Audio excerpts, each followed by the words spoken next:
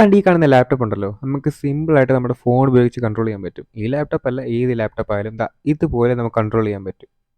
ഇതുപോലെ വളരെ സിമ്പിളായിട്ട് നമുക്ക് കൺട്രോൾ ചെയ്യാൻ പറ്റുന്നതാണ്. അപ്പോൾ നമുക്കിത് എങ്ങനെയാണെന്ന് നോക്കിയാലോ. ഫസ്റ്റ് നിങ്ങളുടെ പി സിയിൽ ഈ ഒരു ആപ്ലിക്കേഷൻ ഡൗൺലോഡ് ചെയ്യണം. ക്രോമിൽ വെബ് സ്റ്റോറിൽ പോയി ഡൗൺലോഡ് ചെയ്താൽ മതി. ക്രോം ഡെസ്ക്ടോപ്പ് എന്നാണ് ഈ ഒരു ആപ്ലിക്കേഷൻ്റെ പേര്. ഇത് ഡൗൺലോഡ് ചെയ്ത് ഓപ്പൺ ചെയ്ത് കഴിഞ്ഞാൽ ഇങ്ങനൊരു ഇൻ്റർഫേസ് ആയിരിക്കും വരുന്നത്. അവിടെ നിങ്ങൾക്ക് ടേൺ ഓൺ എന്നൊരു ഓപ്ഷൻ കാണാൻ പറ്റുന്നതാണ്. അത് സെലക്ട് ചെയ്യുക.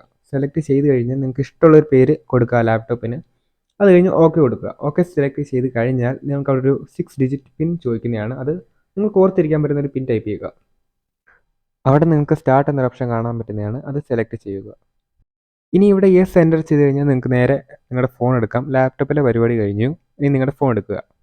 നിങ്ങളുടെ ഫോണിലും ഈ സെയിം ആപ്ലിക്കേഷൻ ഡൗൺലോഡ് ചെയ്യുക പ്ലേ സ്റ്റോറിൽ നിന്ന്. ഒരു കാര്യം ശ്രദ്ധിക്കണം, നിങ്ങളുടെ ഫോണിലും പി സിയിലും സെയിം ഇമെയിൽ ഐ ഡി വെച്ചാണ് ലോഗിൻ ചെയ്യാൻ. എന്നിട്ട് നിങ്ങൾക്ക് അവിടെ കാണാൻ പറ്റും ആക്സസ് മൈ കമ്പ്യൂട്ടർ എന്നൊരു ഓപ്ഷൻ കാണാൻ പറ്റും. അത് സെലക്ട് ചെയ്യുക.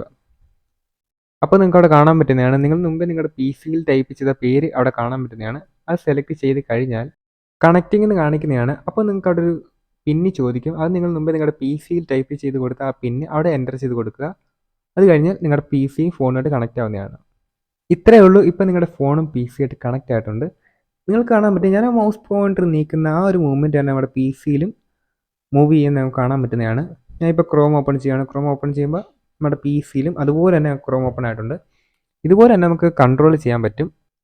പിന്നെ ഒരു കാര്യം പറയാനുണ്ട്, നമ്മുടെ ഈ പി സി ഓഫാക്കി വെച്ചേക്കുവാണെങ്കിൽ ഈ പരിപാടി നടക്കത്തില്ല. അപ്പോൾ ഇന്നത്തെ വീഡിയോ ഇത്രേ ഉള്ളൂ. മറ്റൊരു വീഡിയോയുമായി മറ്റൊരു ദിവസം കാണാം. പ്രത്യേകം ബൈ.